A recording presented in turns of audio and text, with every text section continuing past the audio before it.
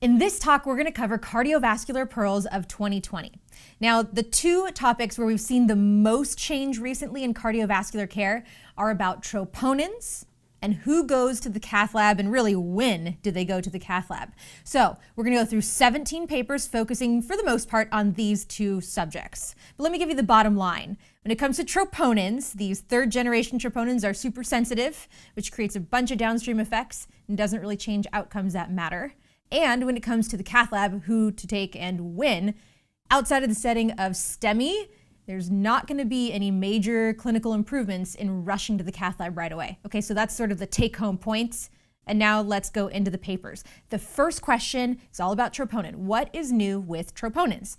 So where are we with troponin? Things have changed a lot in the last 2 decades. Now we're on to the third generation of troponin, if you're lucky enough to even have that where you work.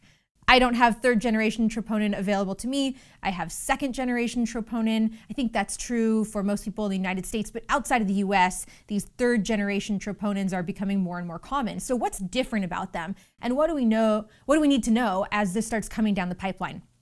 So they are getting more and more sensitive, which is why you sometimes hear third generation troponins called ultra sensitive or super high sensitive troponins.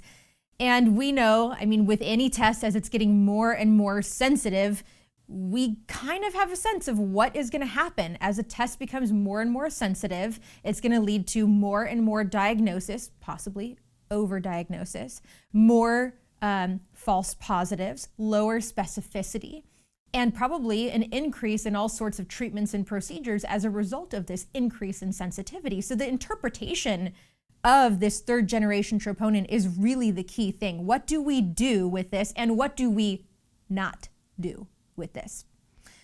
So another thing that's happened as troponins have become more and more sensitive is that the diagnosis of MI has become more frequent. And that makes sense, right? Troponin positive, regardless of the ECG, I'm going to call that an MI. And over the same time period, there's been a corresponding decrease in the diagnosis of angina. That makes sense. And then there's also been a lower case fatality rate. So why is that? Why would the case fatality rate start to go down? Well, it's not necessarily just because we're getting so much better at saving lives and doing better cardiovascular care. It's because the denominator is getting bigger and bigger and bigger. As sensitivity goes up of the test, more people are getting lumped into this diagnosis. The denominator is getting bigger. So it makes it look like the case fatality rate is coming down when it probably is not. So we started with the first generation. That's largely been replaced now with second generation troponins. And now we're starting to see this creep of the third generation, and it might be coming to an emergency department near you. So let's talk about if you're going to implement it, what do you need to know? And that brings us to abstract number 1.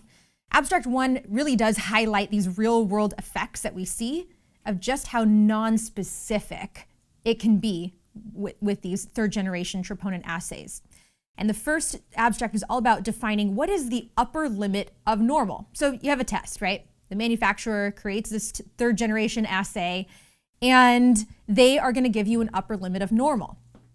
So in the way that it's typically defined is by the 99th percentile. So if you're higher than the 99th percentile, we're going to call that abnormal. But who is that 99th percentile on? So the manufacturer is usually going to test a whole bunch of healthy patients, figure out the 99th percentile, and then say, okay, if you're above that, that's an abnormal test. Now, obviously there's a huge problem with this, because if you take a whole bunch of healthy volunteers and you draw their blood, their troponin levels, their normal troponins, are going to be totally different than someone who's coming in with a medical complaint. So that's basically what this paper looked at in abstract number 1. They took 20,000 consecutive inpatients and outpatients, with the key word being patient, not healthy volunteer, but patient. And they were getting a blood draw for some reason, any reason, and then they took anyone who ended up having an MI and they analyzed them separately so it wouldn't skew the data. So what happened? The manufacturer's upper limit of normal in this third generation troponin assay was 40 nanograms per liter, 40. Among the outpatients, the upper limit of normal, so that 99th percentile, was 65. Among ED patients, the upper limit of normal was 215. And among inpatients, people who actually got admitted to the hospital, that 99th percentile was 563. Okay, so we're way off of that 40 baseline from the healthy volunteers, which makes it actually seem kind of silly. If you use the manufacturer's cutoff, then 14% of inpatients and 40% of critical care patients had a positive troponin. So using a bunch of healthy volunteers to define an upper limit of normal doesn't translate to really any patient population. For admitted patients, that upper limit of normal was 10-fold higher than what was recommended by the manufacturer. And for ED patients, that upper limit was 5-fold higher than the manufacturer's cutoff. So it's important to put it in the right context in the individual in front of you. Abstract number 2, now what the authors did here is they documented what happened when their emergency department transitioned from using a 2nd-generation troponin to a 3rd-generation troponin. So they had 1,200 consecutive patients with chest pain who were enrolled in the study. And they used an identical calendar year to compare to see how this 3rd generation affected multiple different things, such as the length of stay in the ED, the diagnosis of MI, ACS, and who got admitted to the hospital and who got further testing or some sort of intervention. So what they found, it's not going to be a big surprise here. Length of stay is going to be shorter for patients who got the 3rd generation troponin. And that's because that's sort of the purpose of this 3rd generation troponin, right? A lot of the time what they're doing is they're getting that initial level and then repeating it like an hour later and looking for very small changes in the level. So of course, that's a 1-hour protocol. That's going to get patients in and out quicker if they're going to rule out. So length of stay in the patients who ended up getting discharged was shorter by over 3.5 hours. And that makes sense that that's what we would see for people who are ruling out on this very short time span. But everything else that you would expect to go up did go up. The diagnosis of MI, that went up from 10% to 16%. The diagnosis of ACS went up from 33% to 39%. Rate of hospitalizations, echocardiograms, coronary CT, angiography, and all coronary interventions, all of these things went up. And I would expect them to, right? Because we're diagnosing people with ACS and with MI. So of course, they should be getting admitted to the hospital and getting some sort of treatment. But what was the effect on MACE, major adverse cardiac events? Like things that actually matter. What was the effect on that? No change. So we're doing all this stuff. We've got a very sensitive test. We're admitting more patients. We're doing more things to them. But are we actually changing outcomes that matter, like death? No. So this proves exactly what you would think to be true if you implement a higher sensitivity test. And it also raises the question, are we doing more harm than good? So this, of course, raises the need for some clear guidelines on what to do with these 3rd generation troponin assays if we're going to implement them. And that brings us to abstract number 3, which comes to us from the American College of Cardiology and its recommendations for what to do with 3rd generation troponins. So let me give you the bottom line here. They recognize that a 3rd generation troponin is going to be commonly abnormal in the absence of coronary ischemia. Yeah, it's more sensitive. It's not very specific. Cool, got that. They say that serial testing is key to help differentiate the cases of who might have coronary ischemia. Cool, okay, got that. So it's not very sensitive. We should repeat it to see if it's going up. They recommend using accelerated diagnostic protocols in the emergency department that integrate the troponin, okay?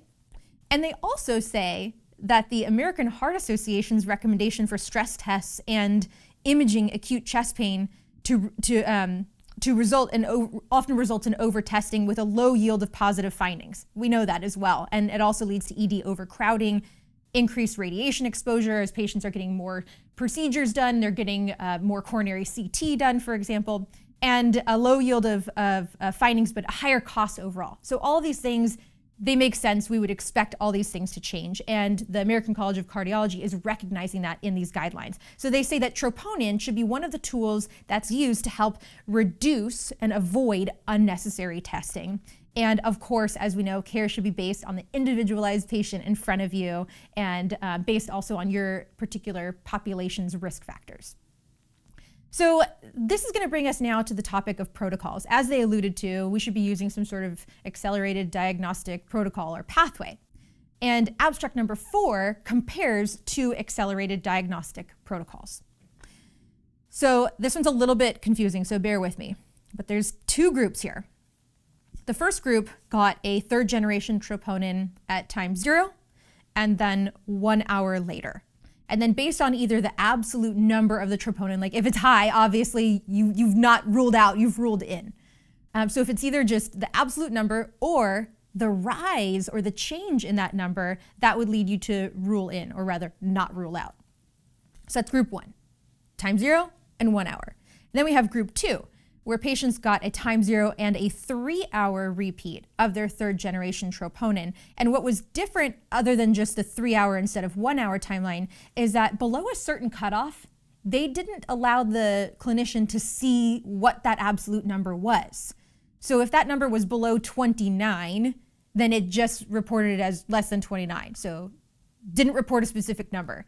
And then they allowed the clinician to decide for themselves, like, okay, do you want to do more testing? Do you want to admit the patient? What do you do beyond this point?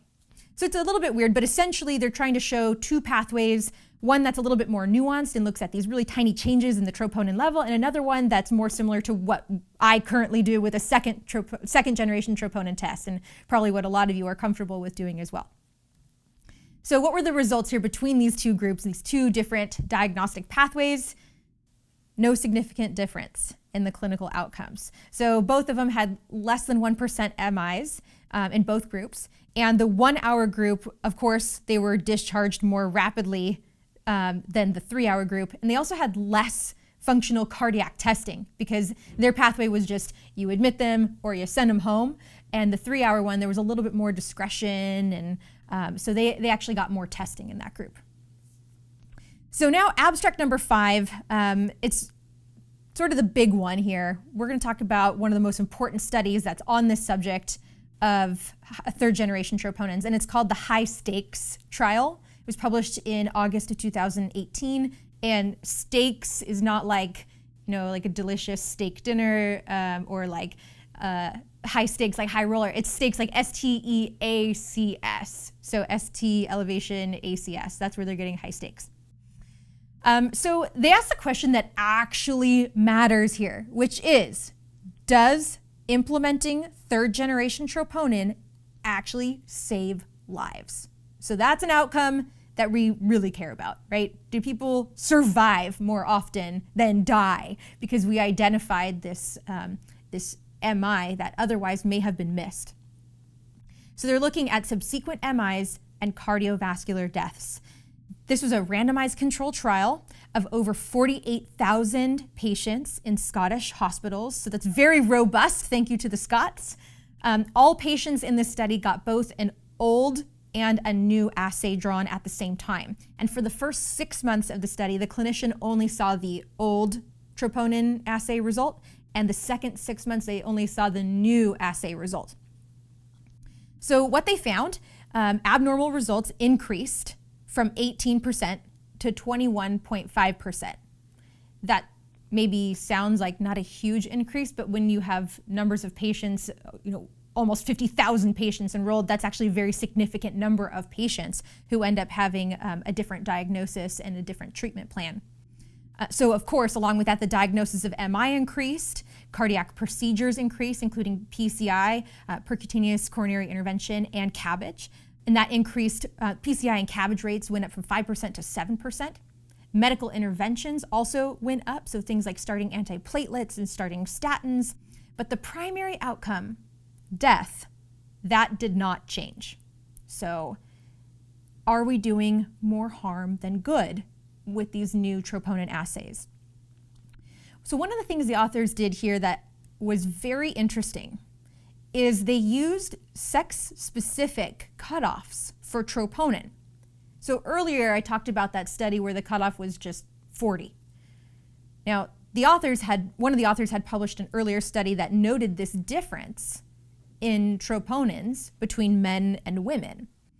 And they published that study about 5 years ago showing that men and women have different baseline levels of troponin. So this is suggesting something that's very concerning. If women have a baseline lower level of troponin than men do, it suggests that we are missing a lot of ACS in women. And that may be contributing to the underdiagnosis of ACS in women and possibly explain why women have worse outcomes. So abstract number 6 tries to identify sex-specific cutoffs. They use a troponin assay with a cutoff of 50. And they said, instead of using 50, we're going to use 34 for men and 16 for women. So using their usual care cutoff, they identified 11% of women who were diagnosed with MI. Now, if they had used that cutoff of 16 instead, this would have doubled the number of women, up to 22%, that were diagnosed with MI. Doubled, just by using that lower cutoff. Now listen to this. Over that 12-month follow-up period where they followed patients, rates of death and recurrent MIs were highest among women who had a troponin level between 16 and 50. So that same group here that we're missing with that troponin between 16 and 50, these are the same people that are dying more often. These women are dying more often. And if we don't use the right cutoff, this is suggesting that we are completely missing them. That is very scary. Now, we know that men and women obviously are physiologically different, and we don't have evidence-based approaches to so many diseases where these differences are key. And the suggestion here is that there is a grave underdiagnosis of women with ACS because we're not using sex-specific cutoffs. Doesn't it sound weird that I'm talking about underdiagnosis at the same time I'm talking about high sensitive troponins? But which is it? Is it super high sensitive? If it is, then why are we underdiagnosing anyone, right? It's a weird juxtaposition.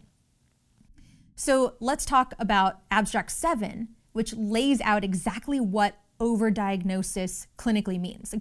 I keep saying overdiagnosis, overdiagnosis. Well, what are the criteria to actually say, yeah, this truly is an overdiagnosis? And that's what abstract 7 does. So it's sort of a narrative that lays out these steps. And here's what the steps are.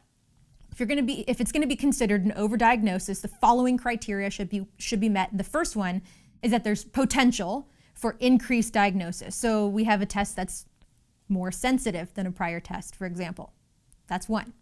2, has that diagnosis actually increased? So not only is there potential for increased diagnosis, but the number is actually going up. 3, are those new cases low risk or asymptomatic? 4, have treatment rates changed? So more treatments are going on. Those treatments are going to come with potential adverse effects, potential harm. And 5, have the harms outweighed the benefits? So if these criteria are all met, then yes, we will call this overdiagnosis. And can we apply those criteria to third-generation troponins? Yes, we can. So I would say that we are at risk for overdiagnosing ACS by using third-generation troponins. So what's the summary here of this section? Overdiagnosis versus underdiagnosis in the case of women. Which one are we doing? Well, I guess it depends on the patient in front of you, and it depends on the situation. It depends on the patient population. It also raises the issue of looking more closely at the difference between men and women. So the most anticipated secondary analysis of that high stakes trial is now available, and that leads us to question number 2. Should there be different troponin cutoffs for men and women? It sounds like, based on the earlier study I mentioned, that there should be. Abstract number 8 comes to us from Jack. In theory, there should be a proper gender cutoff, right? That should allow us to detect underdiagnosis of women with ACS. So this paper looks at using different cutoffs for men versus women to see if there were improved outcomes. So not just that the number was different, but what were the outcomes? Did lives get saved by using different cutoffs for women that were lower? This is a large randomized controlled trial. Thousands of patients with possible ACS at 10 different hospitals, so same group here in Scotland. And they were drawing, similar to the earlier study, they're drawing both a new and an old troponin. So second and third generation troponin drawn at the same time. First 6 months, they only saw the old value. Second 6 months, they only saw the new value. And what did they find? In women, the rates increased of diagnosis from 16% to 22%. Okay, so we're diagnosing more women here. Minimal change in men, very small change. The reclassified patients were less likely to have ECG changes. So this is really the only way we're picking them up, because their ECG isn't really telling us a big part of the story here. It's really coming down to the troponin. So it's a key component. This was a 25% increase in patients who were reclassified. Now, here's the thing that matters, the primary outcome. The primary outcome was recurrent MI or cardiovascular death. And you would hope that we've changed that by diagnosing these women who were previously undetected. But unfortunately, there was no change.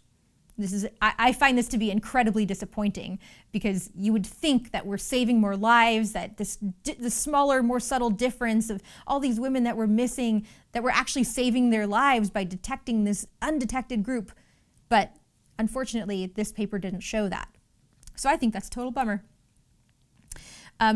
Let's get more into the physiology about why troponin levels might be different in women versus men. Abstract number 9 is going to go into the physiology of this. So women, we have abnormal troponins at lower levels than men do. Women are more likely to be underdiagnosed and to be undertreated than men. We know that women are less likely to go to the cath lab even if they have a STEMI. Their ECG shows a STEMI. They're more likely to take a man to the cath lab than a woman. So there's this very uncomfortable gender gap in ACS diagnosis and treatment. And let's look at why. What's the physiologic explanation for these lower troponin levels? So the authors suggest a few things here. They say, well, maybe it has to do with unequal heart mass. Women are smaller. They have less heart mass. Troponin levels will be lower. They say also there could be sex-specific thrombotic activity. Maybe women are more prone to thrombosis. Estrogen. Estrogen might have some antioxidant properties and scavenging of reactive oxygen species, and that may limit cardiac injury. So those are just some proposed ideas of how do you explain these differences and the difference in troponin levels between men and women. So what's the summary here? Third generation troponins have very low specificity and a lot of false positives. This difference is more pronounced as we're comparing healthy volunteers to patients with any sort of medical complaint. And gender cutoffs. So far, we know that they are real, but they have failed to result in any sort of improved clinical outcomes. So maybe this suggests that the threshold is too low to begin with. So let's move on to a new topic. Hotly debated. Cath lab. When and who should go?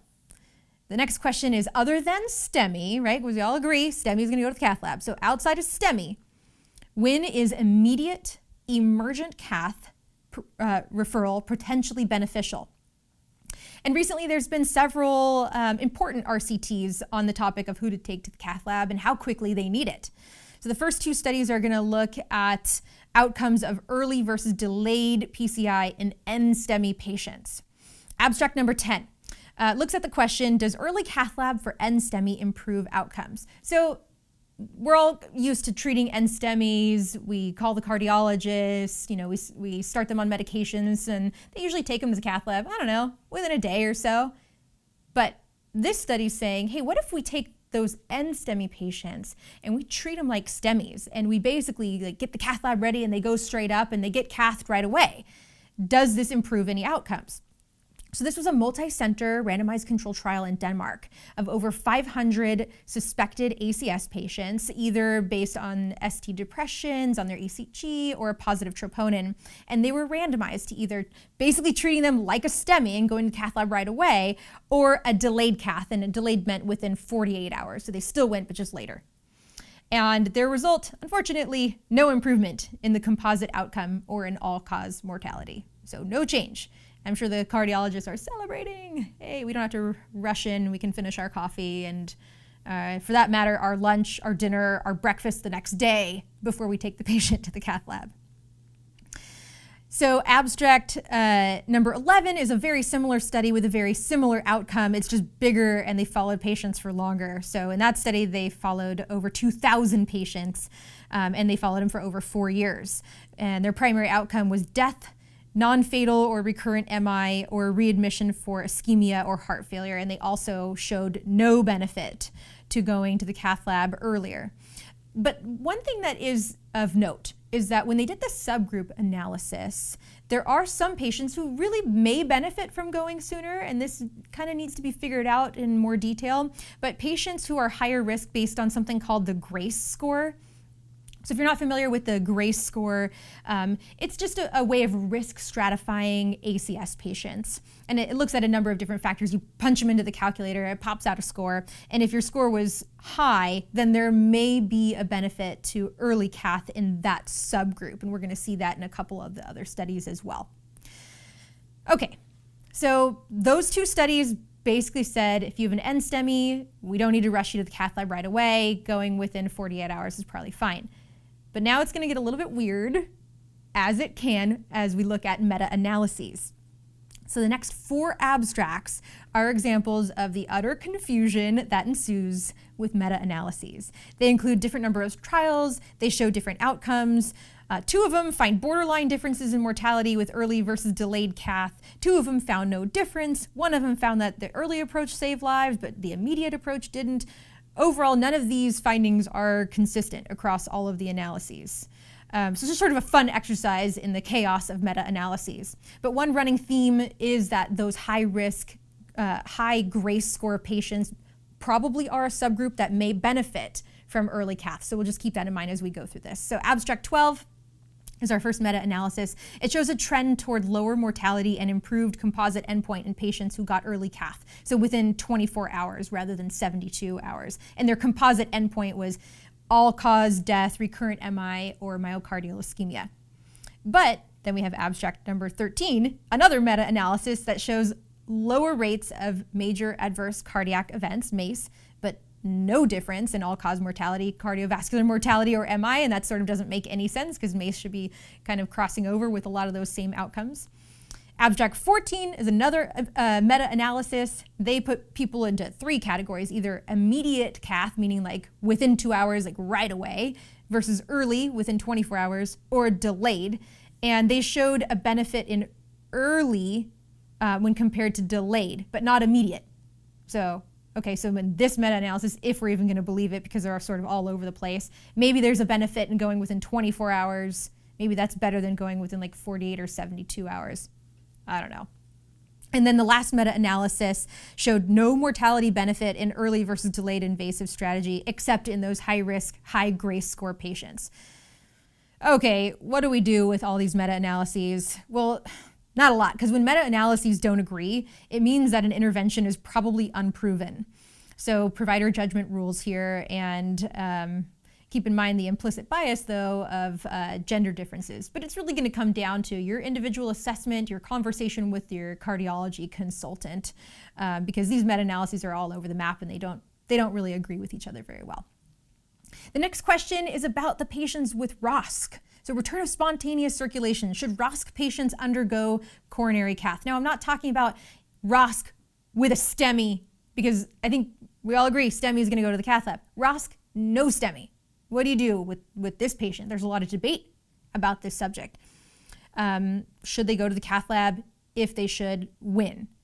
So observational data has supported immediate cath lab referral, but there's a lot of selection bias in the studies that show this, because patients who were chosen for cath lab were probably patients who were good candidates for cath lab. So abstract number 16 is a recent randomized controlled trial published in the New England Journal. Multi-center RCT of post-arrest patients with no STEMI, and they compared immediate angiography to angiography after recovery. They enrolled over 500 patients, and the primary outcome here is one that matters: survival to 90 days. And they also looked at survival with good neurologic outcome. And unfortunately, survival and survival with good neurologic outcome were the same in both groups. So probably no benefit here to rushing these patients to the cath lab. Unfortunately, it's like, gosh, wouldn't that be great if that was something that helped them? But no benefit was shown in that study. And the last question we're going to cover in this talk, final stretch here, is about patients with left bundle branch blocks. So is it possible to accurately and rapidly diagnose MI in patients with left bundle branch blocks? We know that these are challenging patients, right? That's why we frequently use the Scarbosa criteria to help us sort out what to do with patient with left bundle branch block who's coming in with chest pain. So in abstract 17, the authors attempt to create an algorithm and validate it for using troponin, a third generation troponin, in the setting of left bundle branch block. There's really not a lot to report here. Basically, they did 3 large prospective studies of possible ACS patients to collect data on these left bundle branch patients. They had over 8,000 patients enrolled, 250 of them had a left bundle branch block. And out of that group, 30% were having an MI. So they had 2 derivations and then 1 validation cohort for their algorithm. And their algorithm is, honestly, it's probably what you're already doing. It's what I was doing before I even read this paper. It starts with the Scarbosa criteria. So they come in, they've got chest pain, they've got a left bundle branch block, you look at the ECG, does it meet Scarbosa criteria or not? If it does, then you're treating that like a possible MI. And if they don't meet Scarbosa criteria, you're getting a troponin. And if that's negative, you're getting a repeat troponin. So this is honestly probably what you've been doing all along. And this algorithm just sort of supports, and their findings support that what you're doing is working and it's probably safe.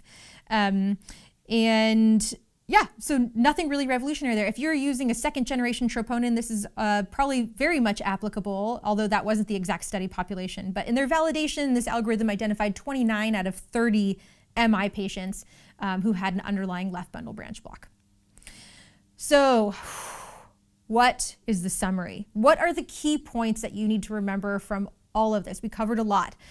Third generation troponins, they are very, very, very sensitive.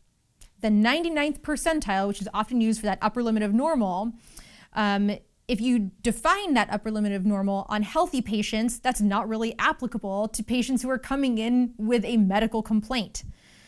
So this makes the sensitivity issue even worse. Newer troponins are then going to diagnose more people with ischemia or MI and lead to more invasive procedures, medical interventions, medical therapies, and yet have not been shown to improve outcomes. Accelerated diagnostic pathways, those are a good thing. Use them in conjunction with whatever generation troponin that you have. Gender-specific troponin cutoffs. These are increasingly used. Probably need to get more research on this subject because while those are real things, there really is a different cutoff for men versus women. This has failed to show any sort of long-term benefit in outcomes that truly matter. When it comes to immediate coronary angiography in NSTEMI patients, it is not proven to be better to take them immediately to cath lab versus going delayed. And so this is all going to come down to your discussion with your cardiologist. And the same goes with after cardiac arrest. If there's no STEMI on the post-arrest ECG when you get ROSC, also no shown benefit to going straight to cath lab. And then finally, in left bundle branch blocks with ACS, using an algorithm, you look at the Scarbosa criteria, and then you can basically go down that same accelerated diagnostic protocol pathway that you're doing with your other patients who have chest pain. And this same approach is probably just fine whether you're using a second generation or a third generation troponin.